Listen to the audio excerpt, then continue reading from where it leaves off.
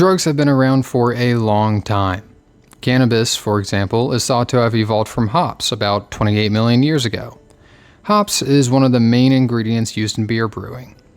I know cannabis evolved from hops about 28 million years ago because I, myself, am actually 28 million years old and have been violently high for a majority of that time.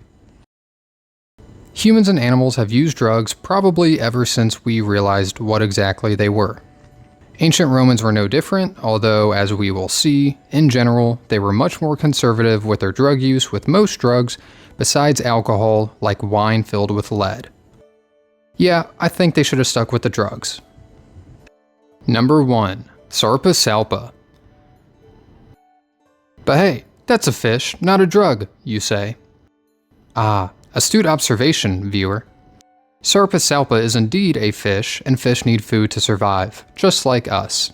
One of the foods regularly eaten by the Sarpa salpa is this thing, an algae containing neurotoxins, which the fish will typically eat at the end of summer, but only after other algae has run out. But the effects of this actually come from a type of plankton living on the algae. The Romans and other civilizations had come to learn that if they consumed the fish, fun times were ahead. They consumed it recreationally for fun, but the condition caused by the neurotoxins is actually a really long name that I won't try to pronounce, and is actually a type of food poisoning. Once consumed, the user can experience LSD-like effects, including visual and auditory hallucinations, delirium, nausea, nightmares, subsiding motor functions, and blackouts. The effects last around 36 hours, and people don't really seem to remember anything about it once they're sober, or not sick anymore. There are cases in modern day where people still get high or rather sick from these things, but there are actually other kinds of drug fish too. Pretty cool. Number 2. Poppies. Opium. There's a joke in here somewhere about Britain and China, but I can't find it. Kinda like the Sarpa salpa, poppies are still used today, but mostly for medicinal use or cooking.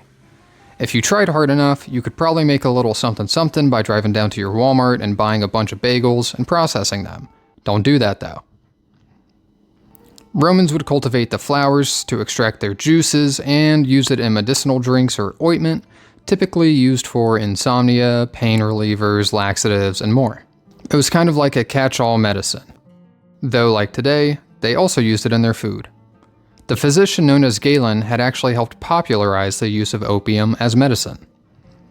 Galen was kind of like a rock star physician back in the day. Galen, when physician to Marcus Aurelius, advised Marcus to drink a cup of theriac, or opiated wine, every single night to beat his insomnia, and he would take it at other times as needed. It's thought that Marcus had possibly become addicted to the opium, but it's hard to say for sure. There's really not enough evidence to support that. So, Romans used opium quite often, but primarily as medicine or for food. Yeah, I bet they're real fun at parties. Number 3. Mad honey. That's right. No, not my girlfriend, silly goose. Mad honey is the kind of honey that's produced by certain bees when they eat the nectar of particular types of plants. Bees still produce mad honey today, mostly in Turkey and Nepal, which actually makes a lot of sense when you think about it, because modern-day Istanbul was the capital of Rome and Byzantium starting in 330 AD. Greek philosopher Aristotle had noted that epileptics were cured by it immediately, and supposedly some said it could cure insanity. Pliny the Elder had mentioned that the mad honey made a good mead in small amounts, but classified it as medicine similar to the theriac. He also referred to it as the honey of miracles for its trance-inducing effects. Mad honey can cause users dizziness, nausea, blurry vision, but can also be used as an aphrodisiac, treating gastrointestinal orders, treating hypertension, and more. It really depends on how much you use. Today, we still use this stuff, I guess, still for drugs sometimes, mostly in India, but also for medicine.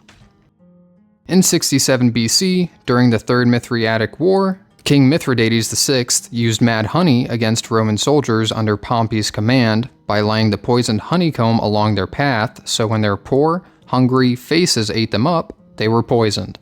Pompey and his army were chasing Mithridates, and his Persian army had left behind pots of mad honey. The Romans consumed and madness ensued. The Persians came back and killed about 1,000 of the Romans because they were so disoriented from the honey. Number 1. The devil's lettuce. Cannabis. First off, I'm going to preface this with some disappointing news. The Romans probably did not smoke. Smoking, as in sucking on a stick of leaves on fire, wasn't really a known, or at least wasn't a common thing in Europe until the early 16th century after Christopher Columbus sailed to Cuba in 1492. A crewman named Rodrigo de Herreras saw locals doing it, brought the habit back to Spain, got jailed for it, and was released about 7 years later, and other people started smoking too. And that's how smoking got started in Europe. Anyways, the closest account to smoking I think we have related to the Romans would be the Scythians. The Scythians would throw cannabis leaves on top of hot rocks or fire and bathe in it and inhale the fumes. They weren't Snoop Dogg levels of high, but Romans seem to have used cannabis recreationally on occasion, though it was mostly consumed medicinally. Pliny and Dioscorides, a Greek physician, both mentioned its use in medicinal applications, like its anti-inflammatory properties. Galen, however, did mention its psychoactive properties such as a feeling of warmth and the emission of a warm and toxic vapor from the head after eating hemp seeds. They definitely knew it could make you feel funny at the very least.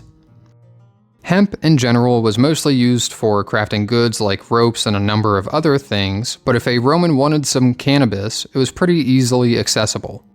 From Pliny, we know hemp was grown in Italy, and its seeds were commonly sold in the marketplace. Same with poppies.